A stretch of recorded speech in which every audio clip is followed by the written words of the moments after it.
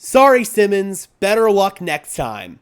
The Denver Broncos just made their old friend eat his words. Justin Simmons made his return to the Mile High City today in an opposing team's uniform as the Denver Broncos dispatched the Dirty Birds, the Atlanta Falcons, 38-6.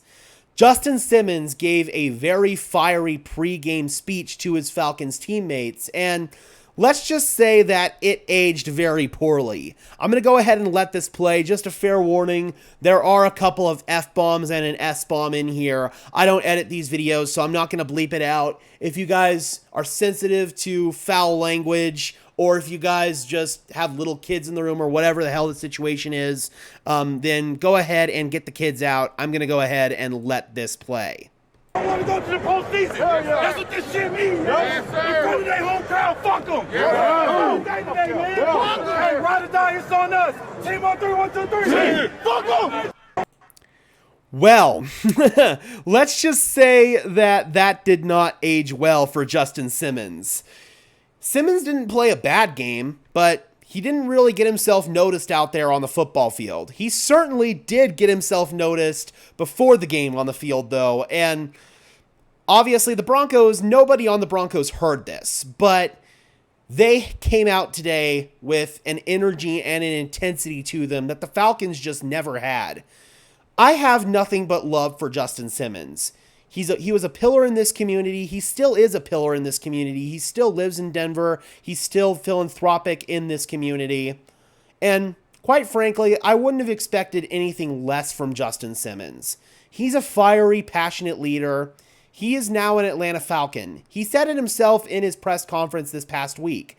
Although he is a Bronco for life, right now he is an Atlanta Falcon, and the Falcons' mission today was to try to get a win here in Denver and extend their win streak, or, well, it wasn't a win streak, they lost last week, but extend their win total and try to get back on track for the playoffs. The Denver Broncos suffered a heartbreaking loss last week, and they were also trying to get back out on track in the playoffs, and you could tell which team came out with the most energy and the most intensity today, pretty much from the get-go, and that was the Denver Broncos.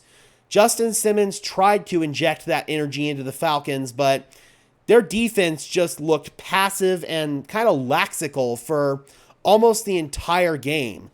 I thought that they didn't really put Justin Simmons in a position to be successful in this game. I haven't watched a whole lot of Falcons defensive tape from earlier this season, but in this game, it was 3rd down and 10, and they were playing Justin Simmons like 20 yards off the line of scrimmage.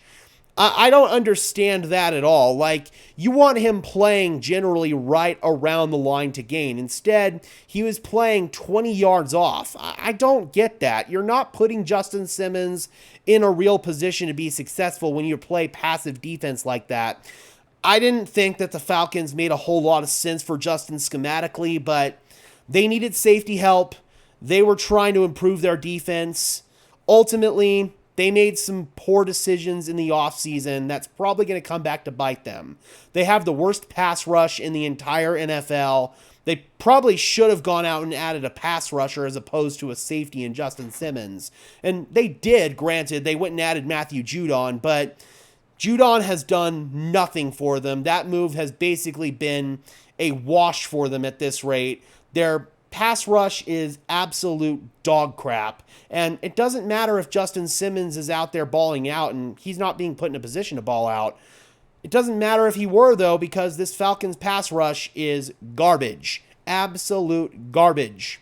So, at the end of the day, I do feel a little bad for Justin Simmons because he did ultimately get kind of the short end of the stick here in terms of the Broncos.